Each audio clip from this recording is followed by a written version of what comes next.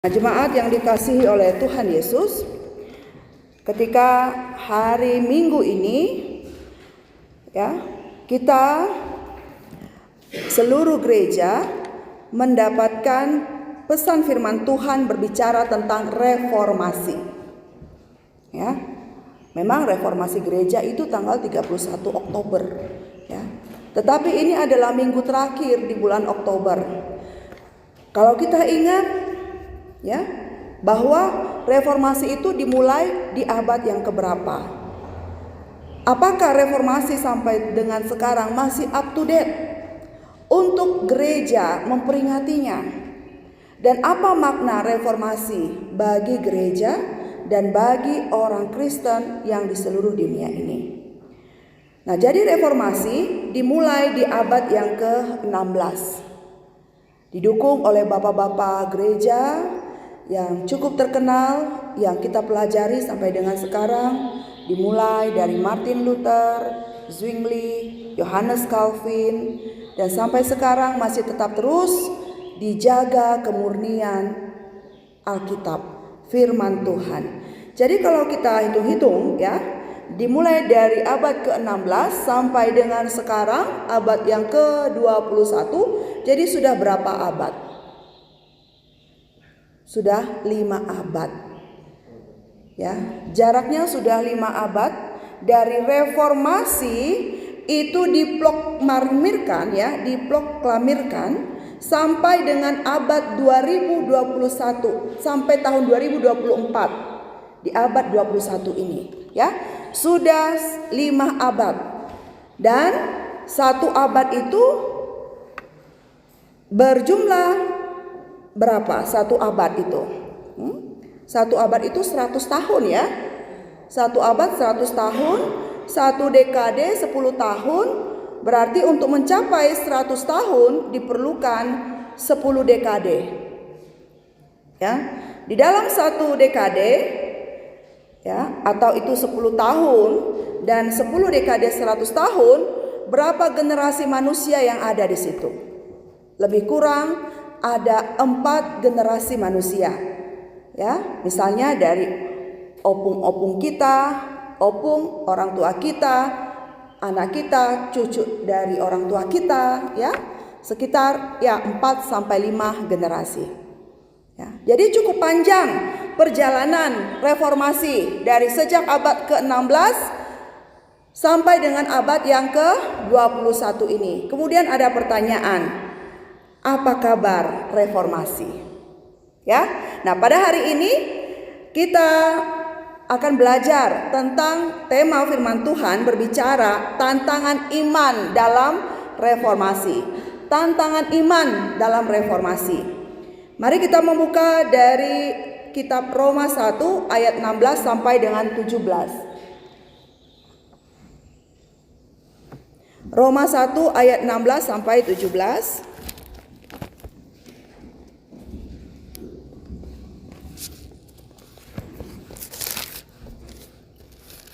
Karena ini ada 2 ayat, maka kita membaca bersama. Sudah dapat semua? Amin. Ayat 16 dan 17, 32 Sebab aku mempunyai keyakinan yang kokoh dalam Injil, karena Injil adalah kekuatan Allah yang menyelamatkan setiap orang yang percaya, pertama-tama orang Yahudi, tetapi juga orang Yunani. Sebab di dalamnya nyata kebenaran Allah yang bertolak dari iman dan memimpin kepada iman, seperti ada tertulis, orang benar akan hidup oleh iman. Nah, Bapak Ibu dan Saudara yang dikasihi oleh Tuhan Yesus, yang menulis kitab Roma ini adalah Rasul Paulus. Bagaimana pada waktu itu Rasul Paulus berada di kota Roma. Orang Kristen yang ada di Roma bukanlah yang dibentuk oleh Rasul Paulus, tetapi ada sekumpulan orang-orang yang percaya kepada Allah, yang percaya kepada Alkitab, sehingga mereka membentuk suatu komunitas Kristen yang mereka mempelajari tentang firman Allah. Kebanyakan masyarakat Roma itu adalah non-Yahudi. ya. Nah, Anda bisa bayangkan ketika seorang Rasul Paulus yang disebut sebagai pengikut Kristus, seorang Kristen yang baru saja bertobat, dia sengaja untuk tiba sampai di Roma. Kenapa? Karena dia ingin menjumpai kaisar, supaya kaisar juga bisa mendengar tentang Injil. Anda bisa bayangkan bagaimana orang yang memperkenalkan tentang Injil Kristus berada di antara orang-orang yang masih belum banyak mengenal tentang Injil Kristus. Itu adalah suatu tantangan, ya. Nah, sehingga Paulus sangat sulit sekali untuk menjelaskan dasar-dasar iman kekristenan kepada jemaat ataupun orang-orang yang ada di sana, ya. Itulah yang terjadi di dalam pelayanannya di Roma, ya. Nah, sehingga Paulus katakan kepada jemaat yang ada di Roma bahwa kalau tanpa Injil, manusia itu tidak akan mendapatkan keselamatan yang kekal, ya. Sehingga dikatakan di dalam ayat 16, sebab aku mempunyai keyakinan yang kokoh dalam Injil. Injil berbicara tentang kelahiran Yesus, kehidupan Yesus, kematian Yesus, kebangkitan Yesus, dan waktunya dia datang kembali. He will come back, he will return. Dia akan kembali ke bumi ini, ya. Kedatangannya yang kedua kali. Itulah Injil. Kalau Injil tanpa kekuatan Allah, maka Injil hanya sebatas kata-kata. Jadi harus memiliki kekuatan Allah sehingga Injil pun bisa berkembang, bisa bergaung suaranya. Tanpa kekuatan Allah, Injil hanya merupakan huruf mati, ya. Kita bisa bayangkan kalau Anda hidup, bekerja, melakukan ritual agama, karena agama dibuat oleh manusia, tetapi Anda tidak tahu akhir hidupmu kemana, ya. Itu hanya akan sia-sia. Orang bekerja, cari nafkah, menabung, berkeluarga, punya anak, ya. Tetapi ketika tiba pada kematian, ditanya, kemanalah nanti kau akan pergi menuju kematian? Apakah kekekalan atau selama-lamanya binasa? Ini yang mendorong kita untuk merasa penting bahwa ketika kita hidup harus mengenal Injil Kristus, ya. Itu juga yang mendorong Rasul Paulus untuk tegas dan jelas mengatakan bahwa Injil kekuatan Allah yang bisa menyelamatkan setiap orang yang percaya. Kalau orang yang tidak percaya, maka dia tidak akan bisa diselamatkan.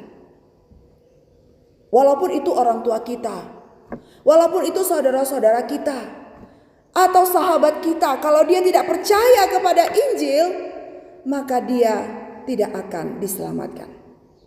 Nah, jemaat yang dikasihi oleh Tuhan Yesus, ya, dalam pergumulan Rasul Paulus untuk menyampaikan firman Tuhan, nah ini juga yang menjadi inspirasi oleh bapak-bapak gereja, supaya Injil bisa tetap terus lestari.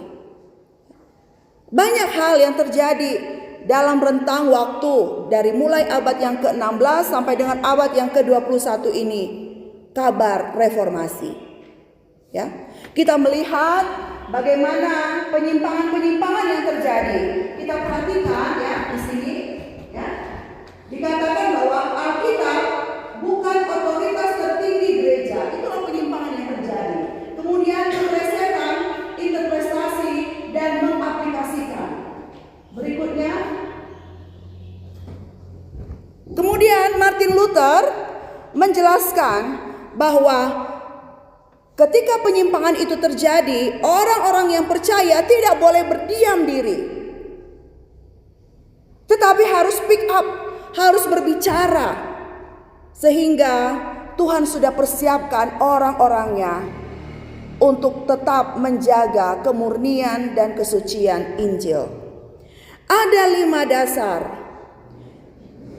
prinsip semangat reformasi yang disampaikan oleh bapak-bapak gereja, yang seperti yang saya sampaikan tadi, bapak-bapak gereja ya, Martin Luther, Zwingli, kemudian Johannes Calvin ya, sampai dengan sekarang ada 5. Yang pertama, sola scriptura ya.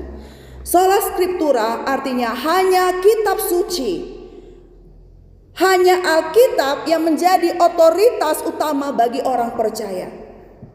Hanya Alkitab. Ketika kita percaya bahwa Alkitab adalah otoritas tertinggi dari Allah kepada orang percaya, maka kita harus mencintai Alkitab. Kita harus membaca Alkitab. Tentu bagi kaum teologi, bagi kaum intelektual, cendekiawan, orang-orang yang benar-benar mau belajar firman Tuhan seperti Anda adalah mahasiswa teologi dan alumni, Alkitab itu bukan lagi hanya sekedar dibaca, tetapi Alkitab itu dipelajari, dipahami. Kalau tingkat TK, SD, SMP, SMA itu gerakan membaca Alkitab. Tapi kalau sudah sampai kepada tingkat mahasiswa sekolah teologi, maka Alkitab itu dipelajari, dipahami, diselidiki. Gerakan belajar Alkitab. Ya. Karena kita yakin di dalam sekolah skriptura, Alkitab itu memiliki otoritas tertinggi. Tidak ada lagi di atas Alkitab. Tidak ada Alkitab plus-plus. Alkitab the only one Bible. Kemudian di dalam prinsip yang kedua semangat reformasi adalah sola fide. Sola fide artinya hanya iman. Keselamatan diperoleh hanya melalui iman kepada Yesus Kristus. Iman tidak bisa kita kaitkan dengan uang. Iman tidak bisa kita kaitkan dengan posisi, dengan jabatan. Ketika hari ini saya mendapatkan uang banyak, saya dipercayai uang banyak oleh pimpinan saya, kemudian saya beriman bahwa berarti pelayanan saya diberkati oleh Tuhan. Ketika uang saya hilang, uang saya habis, maka itu artinya Tuhan tidak lagi mempercayai saya. Salah. Ya. Jadi iman itu hanya diperoleh di dalam iman kepada Yesus Kristus. Kita belajar bagaimana Yesus Kristus tetap beriman kepada Bapanya di sorga. Yesus sebagai manusia sejati dan dia sebagai Allah sejati, tetapi dia tetap mempertaruhkan imannya kepada Bapanya yang di sorga. Itulah arti sola fide. Kemudian yang ketiga, sola gratia. Hanya anugerah. Keselamatan adalah anugerah Allah, bukan hasil usaha manusia. Berapa banyak orang Kristen tahu ini? Suatu saat ketika saya berada di kota, saya jumpa dengan anak SMA karena dia pakaiannya seragam. Saya tanya, "Dek, kamu beribadah hari Jumat atau hari Minggu?" "Hari Minggu, Bu." "Ya, berarti kamu Kristen ya?" "Iya, Bu." "Menurutmu kalau kamu mau ke sorga harus percaya kepada siapa?" "Kepada Yesus." "Oh ya. Terus kalau kau percaya kepada Yesus, perlukah kita perbuatan baik? Perlukah kita kasih durung-durung kolektor?" "Ya perlu juga, Bu. Karena orang yang baik pasti masuk surga. Orang yang rajin ke gereja pasti masuk surga." Ya. Nah, kemudian saya mencoba untuk katakan bahwa sebenarnya itu salah. Yang benar adalah hanya anugerah Allah ketika kita bisa berada di sorga. Itu bukan hasil usaha manusia. Nah, di dalam proses itu tentu sulit. Ya, dia pikir, kalau begitu saya bisa minta nomor WA-mu, nanti ibu akan lanjutkan dengan perbincangan berikutnya. Itu baru satu orang yang saya jumpai. Ketika Anda menjumpai banyak orang yang ada di Dairi dan sekitarnya, berapa banyak mereka yang meyakini bahwa hanya anugerah Allah keselamatan itu bisa diperoleh, bukan karena usaha manusia. Silakan lakukan penelitian kecil-kecilan di sekitar Anda. Kemudian yang keempat, solus Kristus, hanya Kristus. Kristus adalah satu-satunya perantara antara manusia dengan Allah dan satu-satunya penyelamat dunia. Hanya Kristus. Ya. Di masa kini banyak orang berjuang ingin menjadi Allah. Ya. Istilahnya itu people pleaser. Orang itu selalu ingin menyenangkan hati orang. Orientasinya itu ingin selalu menyenangkan hati orang. Kalau dia tidak bisa menyenangkan hati orang, maka dia akan menyalahkan dirinya sendiri. Pokoknya kalau orang senang, maka dia pun senang. People pleaser. Itu sifatnya, ya. Dan itu banyak sekali yang ada di sekitar kita. Nah, jadi Kristus adalah satu-satu perantara antara manusia dan Allah, dan satu-satunya penyelamat manusia. Dan yang terakhir, soli deo gloria, artinya kemuliaan hanya bagi Allah. Hal ini menekankan bahwa segala sesuatu termasuk beribadah, termasuk berkhotbah seperti saya seperti ini, harus diarahkan untuk memuliakan Allah. MC, memimpin pujian jemaat, ya. Bagaimana MC ataupun worship leader membawa jemaat untuk memuliakan Allah? Pemain musik, ya, sehingga perlu ada persiapan. Kalau tidak ada persiapan, maka itu hanya sekedar penampakan, hanya sekedar pencitraan, dan tentunya itu tidak berkenan di hadapan Allah. Nah, jemaat yang dikasihi oleh Tuhan, betapa itulah semangat reformasi yang terus dijaga oleh bapak-bapak gereja ketika mereka mengerti tentang Injil itu, ya. Nah, kemudian kita perhatikan lagi berikutnya. Ini tadi ya gambar Martin Luther. Siapa tahu ada yang belum kenal ya sama Martin Luther. Berikutnya Ulrich Zwingli, ya, ini mukanya. Siapa tahu ada yang belum kenal, kita sudah kenalan ya. John Calvin, ya, berikutnya. Nah, ini semangat reformasi ya. Bagaimana Alkitab harus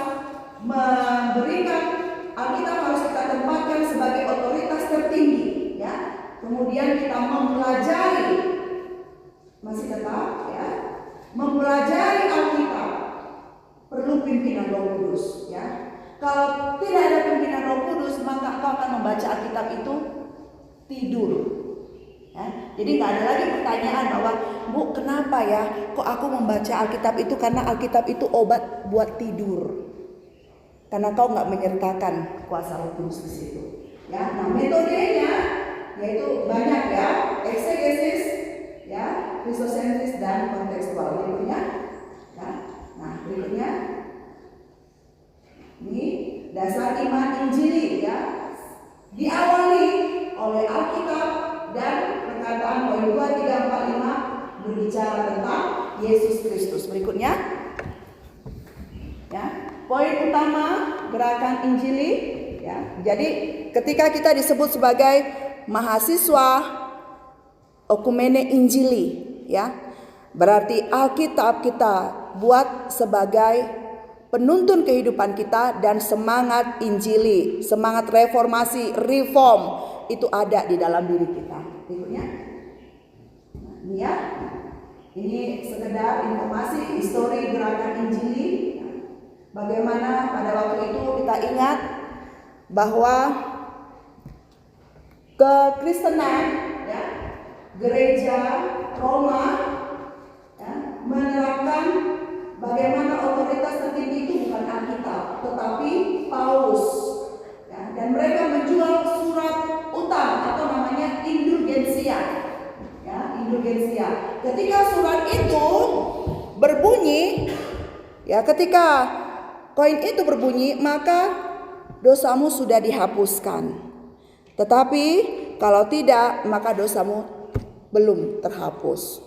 Ya, jadi surat utang, indulgensia namanya. Kemudian Martin Luther, yang mungkin kita perlu ya mengenal lebih banyak tentang Martin Luther ini, ya, dan seterusnya. Ya, berikutnya, ya, penyimpangan ajaran di Alkitab ya. Nah, pelan-pelan saja ya, ya. Nah, jadi jemaat yang dikasih oleh Tuhan Yesus Kristus, ya, itu adalah suatu sejarah yang penting, yang sampai sekarang masih memberikan suatu rohnya bagi kita, ya, untuk kita melihat bahwa memang tanpa Injil manusia tidak akan bisa diselamatkan, ya. Dengan Injil manusia yang percaya pasti akan diselamatkan. Kemudian di dalam ayat yang ke-17 Rasul Paulus menuliskan, sebab di dalamnya nyata kebenaran Allah yang bertolak dari iman dan memimpin kepada iman. Ketika seseorang sudah menerima Injil di dalam hidupnya, what's next? Apa berikutnya yang Allah inginkan bagi dia? Dia akan masuk ke dalam hal pembenaran. Ya. Allah akan membenarkan dia dan dia harus hidup di dalam kebenaran.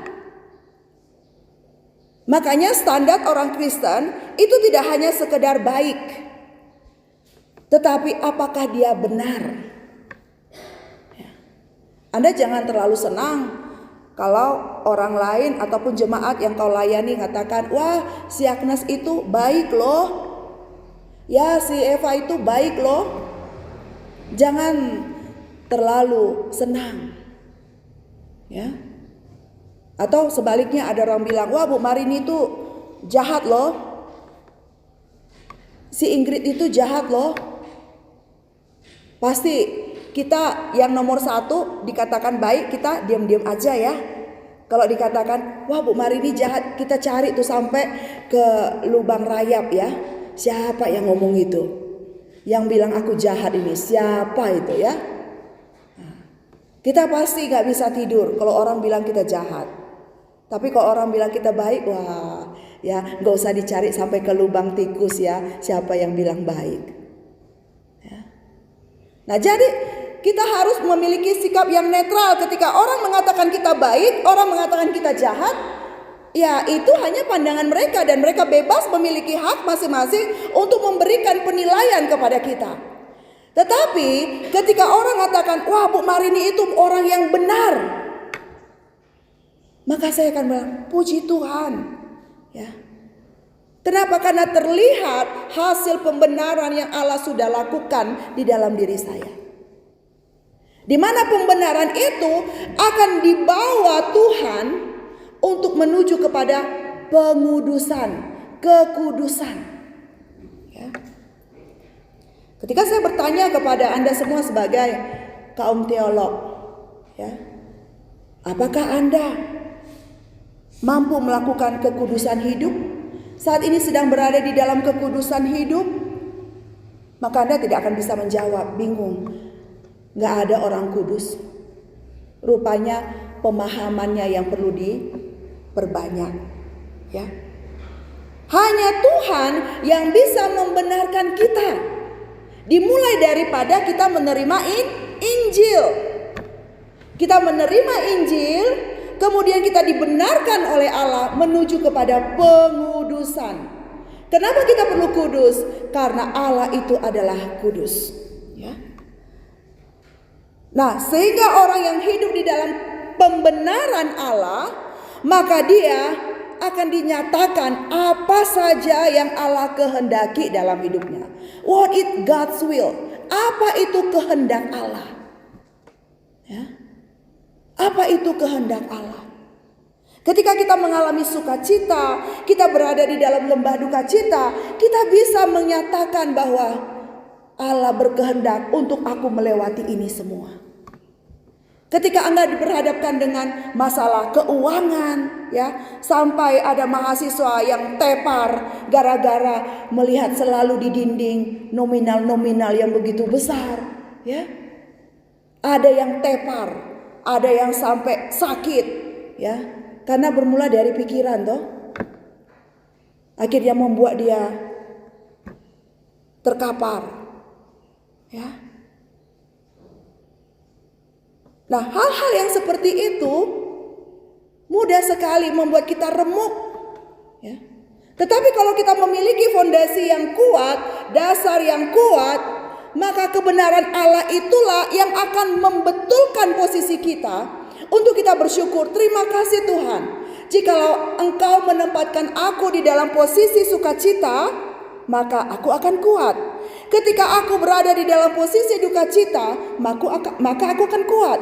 Karena aku tahu semuanya itu adalah kehendak Tuhan. Amin. Itu adalah kehendak Tuhan. Jangan kita berpikir, ya, kalau hanya yang baik-baik itu kehendak Tuhan. Tidak. Itu salah, ya. Anda mendapatkan nilai A, oh itu kehendak Tuhan. Anda mendapatkan nilai E, waduh, bukan kehendak Tuhan, ya. Nah, jadi dipahami, dipelajari sungguh-sungguh apa maksudnya daripada kebenaran Allah, ya.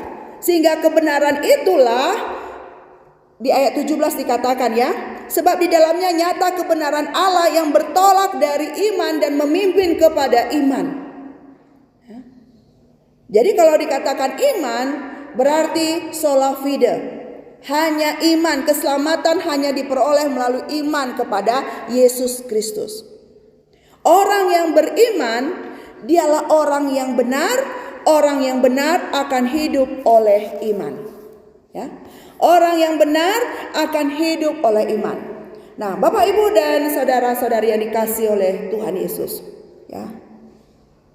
Hal ini menjadi dasar yang penting bagi kita untuk kita menjaga konsistensi, menjaga komitmen untuk menjadi orang Kristen yang sejati, ya.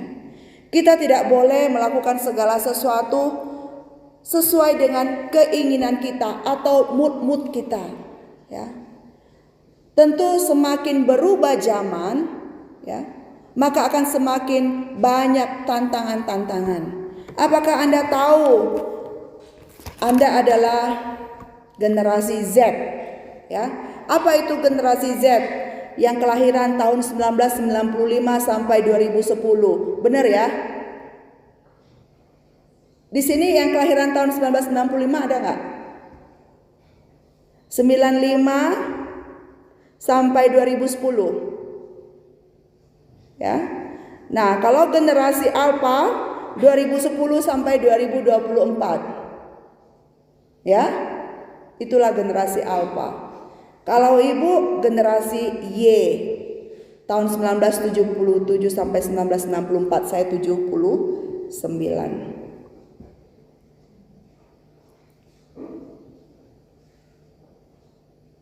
Ya. Nah, jadi generasi ini, generasi yang lahir generasi Z, lahir pada awal abad ke-21 dan merupakan generasi yang pertama yang tumbuh dengan akses internet dan teknologi digital, ya. Nah, sedangkan generasi Alpha itu Trisan, ya, 2013 lahirnya, generasi Alpha, ya. Nah, generasi Alpha itu adalah generasi yang saat ini akan memenuhi bumi, ya, dengan kecanggihan teknologinya. Jadi jangan heran kalau Anda punya keponakan bayi yang baru lahir usia 1 bulan, 2 bulan, ya, sudah bisa mencet handphone, ya. Walaupun dia belum bisa baca, tapi dia sudah tahu papa, mama, ya, yang nelpon itu, ya. Itulah kecerdasan saat ini, ya. Pasti banyak kan? Anda lihat kan di sekitar, ya kan? Melihat, wah, anak bayi kok pintar sekali gitu, ya. Sehingga orang tua ya senang kalau anak-anaknya megang gadget. megang handphone, ya, karena dianggap bahwa handphone itu membuat dia pintar. Padahal sesuai dengan penelitian bahwa handphone bisa merusak saraf otak, ya, dan saraf mata. Sehingga generasi sekarang anak-anak kecil saja sudah pakai kacamata. Ya, itu terlihat sekali. Ini saya lihat hebat ya. Ini mahasiswa, ada yang alumni, masih banyak yang matanya bagus ya. Masih kuat untuk melihat. Apalagi tingkat 1 semua ini ya. Belum pakai kacamata. Adalah satu-satu ya pakai kacamata ya. Ya. Anak-anak kecil di kota besar mostly kebanyakan sudah pakai kacamata, ya. Dan itu bahaya laten, ya. Kecanggihan teknologi itu merupakan suatu bahaya laten karena itu bisa merusak generasi masa kini. Nah, di situ kita perhatikan ya bagaimana perkembangan yang begitu pesat yang terjadi di dalam masa reformasi di abad ke-16 hingga dengan sekarang. Pertanyaan berikutnya, bagaimana cara kita menyikapinya, ya? Berikutnya, ya. Bagaimana cara kita menyikapinya? Kita harus tetap berpedoman kepada firman Tuhan, melakukan amanat agung Tuhan Yesus. Ya. Pergilah, baptislah, dan didiklah. Ya. Semuanya harus berorientasi kepada Yesus Kristus. Berikutnya, ya. Di tengah dunia yang serba canggih sekarang ini, kita harus menjadi murid Yesus yang sejati. Ya, murid Yesus yang sejati. Nanti Anda bisa baca di Yohanes 8 ayat 30 sampai 36 dan Yohanes 15 ayat 1 sampai dengan 8. Ya. Kita harus berjuang untuk menjadi murid Yesus yang sejati. Berikutnya. Ya. Oke, berikutnya. Murid Yesus yang sejati itu adalah dia percaya kepada Yesus. Dia ikut Yesus. Dia mengikuti teladan Tuhan Yesus Kristus, ya. Kemudian dia tetap di dalam firman Tuhan Yesus. Dia belajar dari Tuhan Yesus. Dia tidak membuat suatu dikotomi. Gara-gara saya mahasiswa teologi, makanya saya membaca Alkitab. Kalau saya tidak mahasiswa teologi, saya mungkin tidak pernah membaca Alkitab. Itu dikotomi. Tetapi kalau kita ingin menjadi murid Yesus, Alkitab inilah yang selalu kita simpan di dalam hati kita. Ketika kita sudah rutin membaca Alkitab setiap hari, maka kita siap untuk menjadi kitab yang terbuka bagi banyak orang. Amin. Ya, kita siap untuk menjadi kitab yang terbuka. Kemudian murid Yesus yang sejati adalah tahu kebenaran. Ya, kenapa? Karena kebenaran itu adalah benar-benar yang memerdekakan kita dari dosa dan memuliakan Bapa, dan dia akan berbuah banyak. Ya. Hanya Tuhan yang bisa membebaskan kita.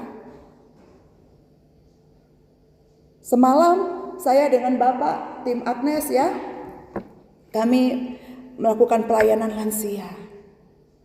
Dan mereka bertanya tentang keluarga kami. Dan mereka bilang, oh anak ibu yang tragedi 2 tahun lalu. Oh mereka masih ingat ya. Ah iya. Wah, ibu bisa tetap kuat ya. Saya katakan, karena Tuhan yang memberikan kekuatan. Kalau saya tidak memiliki pondasi iman yang kuat sejak muda, ya karena dihitung udah 26 tahun ibu lahir baru. Dari sejak tahun 97 ke 98. Nobody knows, gak ada yang tahu apa yang akan kau alami 20-30 tahun ke depan, gak ada yang tahu. Tapi karena saya di awal sudah menerima Yesus, sudah kuat di dalam Tuhan, maka ada suka, ada duka, tetap melihat apa maksud Tuhan di balik ini semua. Ya. Sehingga saya katakan kepada para ibu itu, anak saya masih hidup. Hidup di dalam kekekalan selamanya. Bukan dia yang datang, tetapi saya yang akan ke sana nanti. Kalau ibu tidak ada di dalam firman Tuhan, maka saya akan dibelenggu dengan kesedihan. dibelenggu dengan ratapan, mengandungi selalu pergi ke tempatnya Sinalom. Selalu sedih terus. Ya, kasihan anak-anak saya yang lain. Ya. Bisa bayangkanlah orang tuamu jikalau kehilangan saudara-saudaramu, anak-anaknya yang lain. Pasti dia akan sedih. Ya. Itulah yang akan saya alami. Tetapi ketika set me free, ketika kebenaran itu memerdekakan kita, maka kita akan lepas dari namanya duka yang terus menerus. Ya.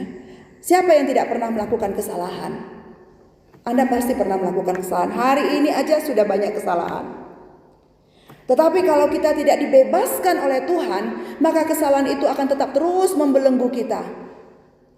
Dan akan membuat kita menjadi manusia yang picik. Yang tidak mau menghargai atau memberikan suatu afirmasi penguatan kepada orang lain. Ya. Dan akhirnya kita bertumbuh menjadi orang yang iri, dengki, padahal kita adalah hamba Tuhan. Banyak seperti itu ya. Itu yang harus kita benahi di tengah lingkungan kita. Ya.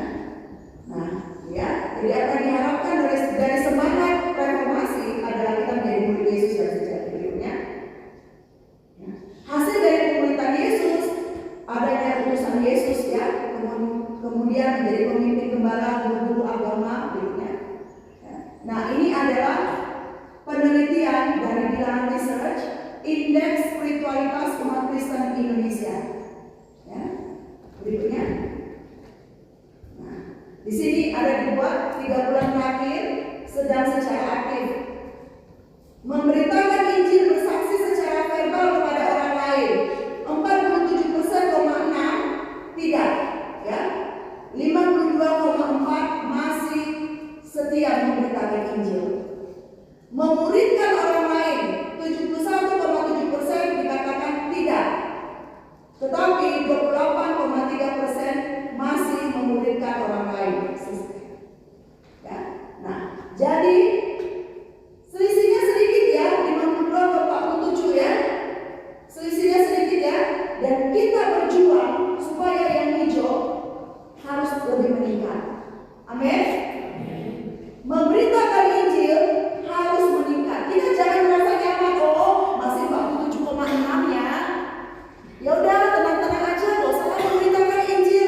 Tidak bisa seperti itu ya. Masih 52%, masih sedikit.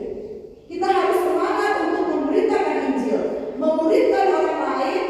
Ya, masih sedikit 28,3%. Masih banyak orang yang cuek aja lah, tidak usah memuridkan orang lain.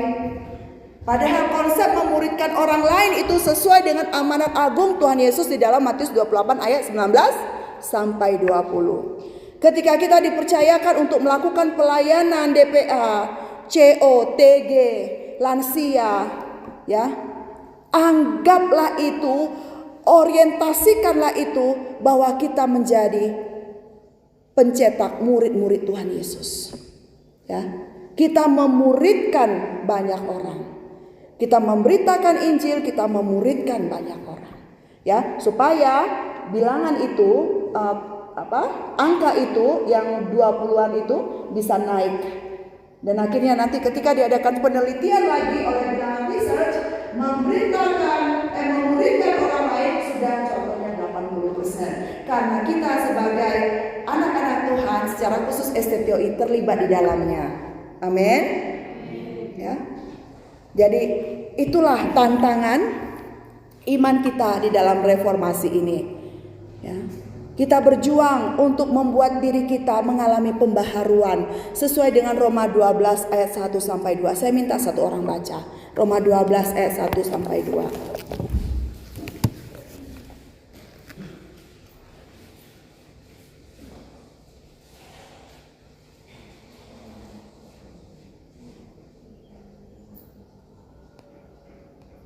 Silakan.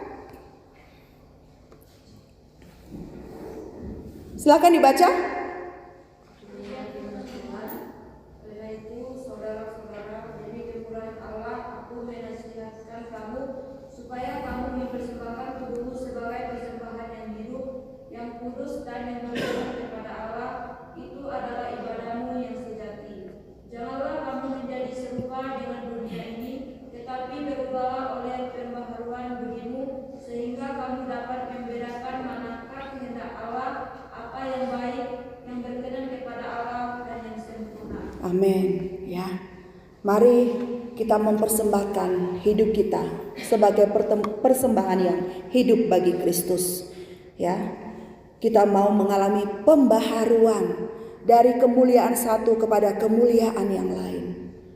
Ya. Dan kita memberikan waktu kita, tenaga kita, ya, uang kita mungkin, ya, kepada Tuhan. Karena Allah sang pemberi, Dia tidak akan membiarkan kita kekurangan. Dia pasti akan mencukupkan segala kebutuhan kita. Ya.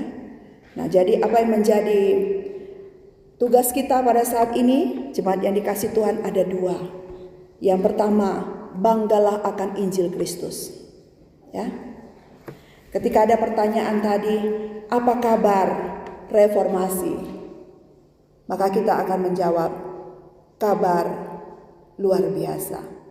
Ya, karena sampai pada saat ini Anda sebagai generasi Z, generasi Alpha masih bisa tetap memegang Injil yang adalah kebanggaan kita. Amin. Hal yang kedua, apa kabar reformasi?